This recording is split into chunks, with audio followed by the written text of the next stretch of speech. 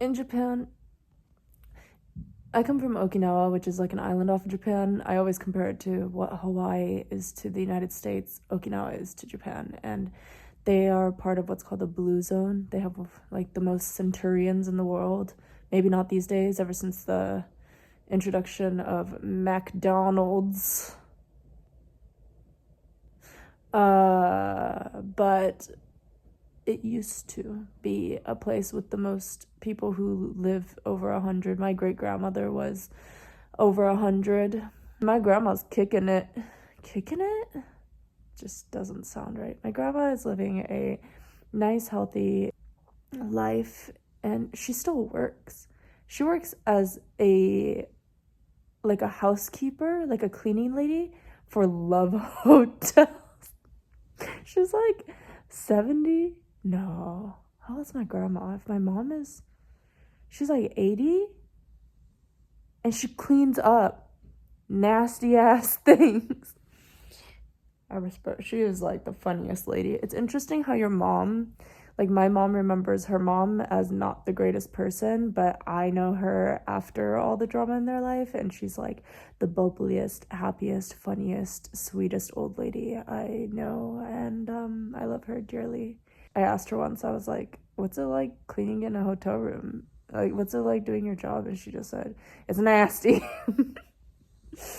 I feel really disgusting right now, not because of that, but because I ate too much. And this is something I've been doing a lot since coming to America. I don't know if I just don't have portion control, or sometimes it's just because I'm trying to be polite. Sometimes it's because it just tastes really good, and so I don't stop because I'm not hungry anymore, but I like how it tastes. And the whole conversation about Okinawa has a purpose. I'm getting to it. I know it takes me a while, but I'll get there sometimes. And it's because a big part of Okinawan longevity, there's like 5 big important parts to Okinawan longevity, but one of them is food. And one small part of that is that, and I think Japanese also follow this just in general. Maybe other countries too, let me know. But not America, I don't think, or at least not Elisa in America, because they believe that you should eat hachipuku ni there's a word for it. Oh my god, if you don't keep studying a language, you lose it, even if it's one of your mother tongues, even if it's your mother tongue. You don't use it, you lose it. Oh my god, and that's the same with your body too. Like if you don't, and your brain, you know, as you get older, keep engaging your mind and your body, because if you don't use it, you lose it.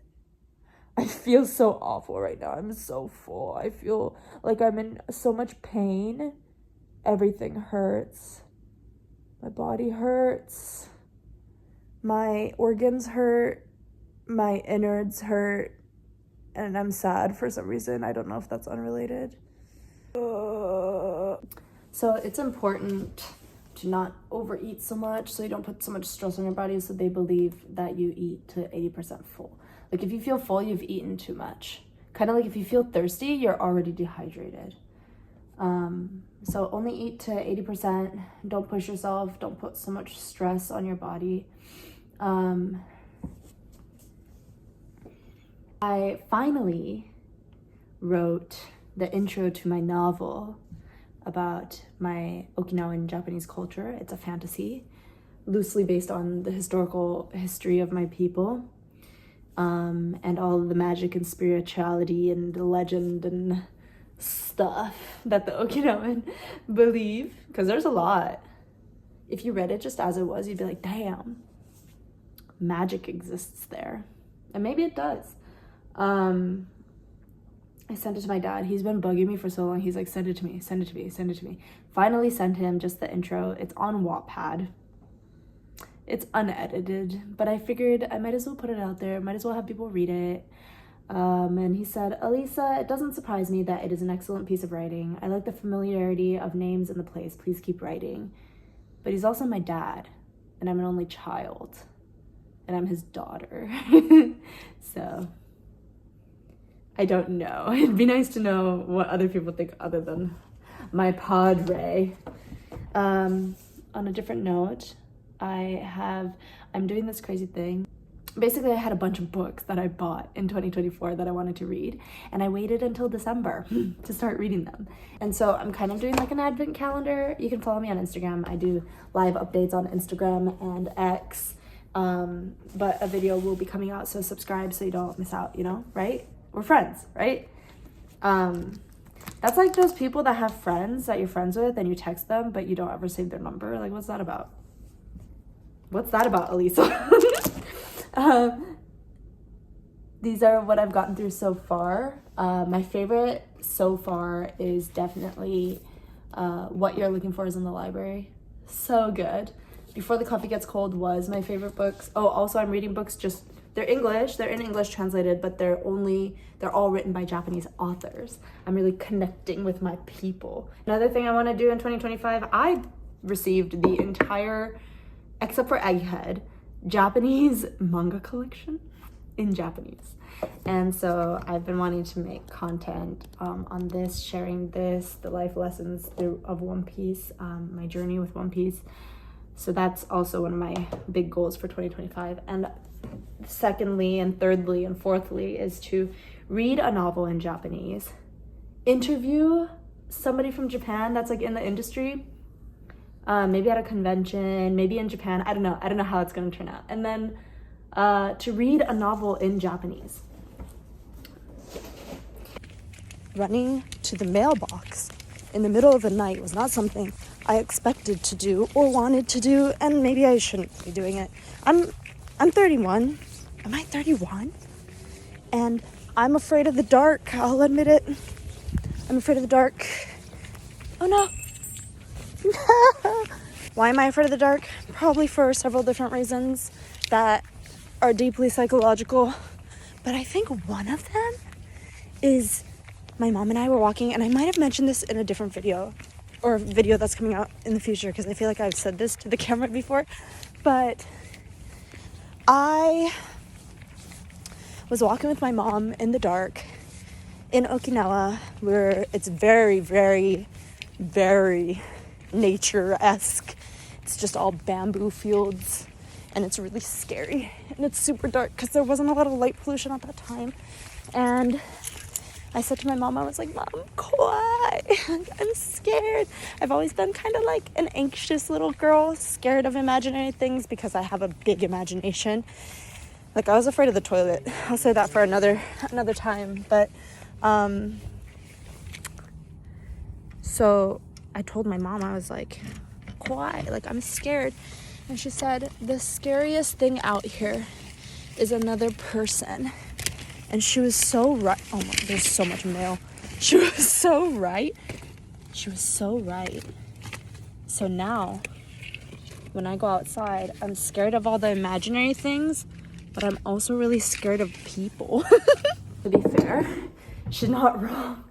She's not wrong. And also, I don't know if imaginary monsters and spirits exist or are benevolent, but I do know that humans can be, and humans do exist. So, I mean, I'm glad that I have a balance. My parental balance is good because I also have my dad who has a background in criminal justice and then has a background in the military and also law and also IT, and has always stood up for doing what's best and what's right to serve and protect others and to stand up for others. But also, he'd be trusting no one. Okay? And he's like of the mind of like, don't be afraid, but be prepared. So I try to, keep that in mind. It said my package was delivered. It was in my room the whole time. I don't know if I opened the first package on this video, but it was under where that box was. I didn't even have to go outside. This was segueing into me saying that I wanted to read a book or a novel in Japanese. That was one of my goals. So I read Kiki's delivery service on, I think, day 3 or 4 or 5 or 6. I don't know. A couple days ago I read Kiki's Delivery Service, which is one of my favorite Ghibli films. It's so little. It looks like a manga. So she wrote actually like a trilogy of Kiki, and I didn't want to get the first one. Now I wish I had the third one. What? What did I just say? Now I wish I had the first one because it's so sad having to. I was gonna do this.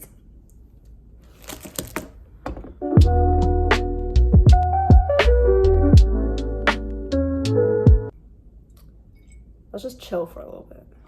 Just take some deep breaths. So Kiki's Delivery Service, the second one and the third one.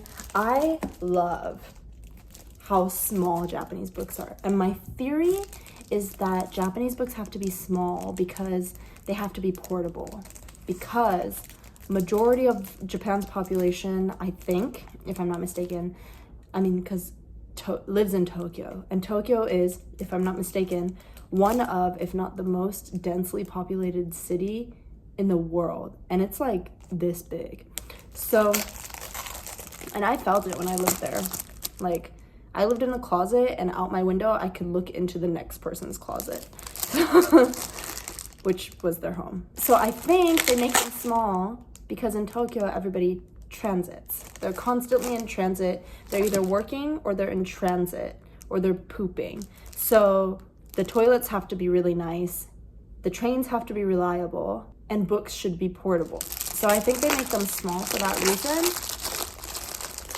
Maybe. It's so small. And it's 600 yen. I paid 2 times the amount for this book for $14. No, even more than that if you count like exchange rate. So this book is 600 yen, which would be like, right now in 2024 would be like $3.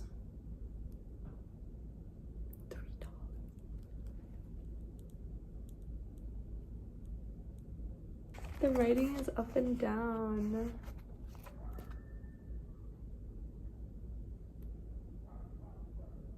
We have a lot of coyotes in this area and sometimes the sounds are very unnerving.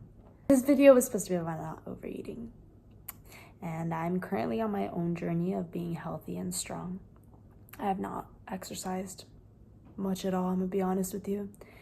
And I gained 20 pounds. And it's not about the weight, but I have been noticing that with the weight, with the lifestyle change, I've been feeling things badly in my body that I haven't felt ever.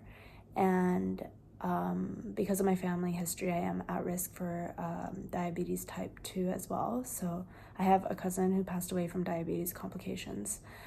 Your health is one of your greatest assets. Your greatest assets. And my mom was a dietitian and nutritionist. I grew up eating very healthy, and enjoying it too. I ate yummy food and I enjoyed food in moderation and sweets in moderation and was fine without alcohol. Like, I lived, it was happy and I enjoyed it and I enjoyed feeling good. And that's something that you have more control over than you think. I understand that being in America, the healthcare here, I miss Japan so much for even that alone. The healthcare situation here is just terrifying. I know that it is hard to get fresh food and it is expensive, so I'm going to try to track what that looks like monetarily. If we can find good quality food and feed ourselves and our families reasonably, I'm gonna experiment. I'm still figuring it out too. So I'm gonna try to lose this weight and get toned and strong and feel good again and give my organs space to breathe and to do their jobs and to work as a good, well-oiled machine, right? Also, I need to do a hair wash. I'm getting oily. Let me know if you have any, talk to me. Talk to me about your food, your health, your concerns, your goals, your good things that you do or things that have worked for you. And yeah, subscribe to this friendship. Like the video if you did. If you didn't and you want to let me know constructively how to improve, that'd be great. If not, you know, follow the age-old rule. If you don't have anything nice to say, don't say it. Because it's really not helping anybody, and you're only going to feel good about it for a few seconds until you go and feel the need to do it to another video. And it's just this sick cycle of instant gratification into the feeling of despair. So, but I believe in you. I believe that you can have a change of heart too. So I don't know who I'm talking to now, but thank you guys. Thank you, everybody. I've been really enjoying reading the comments and making these videos. So there's more on the way, and I'm in so much pain. I'm so uncomfortable.